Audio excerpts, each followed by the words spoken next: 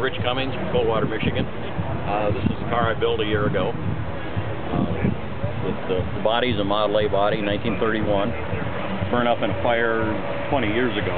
Sit out ever since. It's been sitting outside ever since. Yep.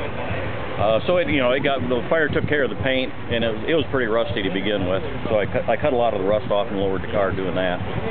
The engine is out of a 1946 Federal fire truck, 404 cubic inches with 128 horsepower. And you said you've had this up to 90. Yeah, and it's comfortable at 90. If you don't pay attention, you don't realize you're going that fast. Low center of gravity probably helps quite a bit. So where did you get the creative juices for this? Every once in a while something just happens. A guy come into the shop, I ended up with the body. A few days later, I found the engine at a swap meet. I brought the engine home and set it on the floor and put the body behind it, and it just kind of made sense. So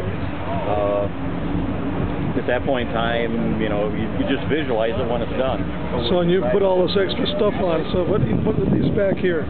They're off a railroad crossing arm. Look at that. Brake lights, turn lights. The lights on a stem are actually the lights that they use on a Harley-Davidson dresser motorcycle years and years ago. They put them on the corners of the saddlebags. So, do you get any grief about the two-barrel shotgun, double-barrel shotgun? No, police don't really seem to care. Makes a really, really good shifter, and I call it my combination shifter and security system. Very impressive. Yeah, I drove it from Coldwater, Michigan to Nashville, Tennessee in January. So you got you cover the drivetrain with a piece of plastic. That's remarkable. Lexan, yes. Yeah, and the floor is all Lexan. I don't know if the viewers can see that. Yeah. Well, a friend of mine had one, and they said, well, you got to have airbags on it to raise it up because it's too low to go down the road. So I figured when I built this one, I'd put a Lexan floor in it. You can see there's no airbags in the back end of this thing. So tell us about the headlights.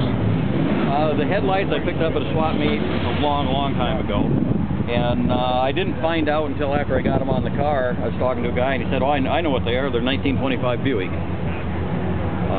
They look like they could have come off the fire truck, but they're older than that. It's a 1925 Buick. Class of 40? 46. 46, that's the year of the engine. Grill shells out of a 31 Pontiac.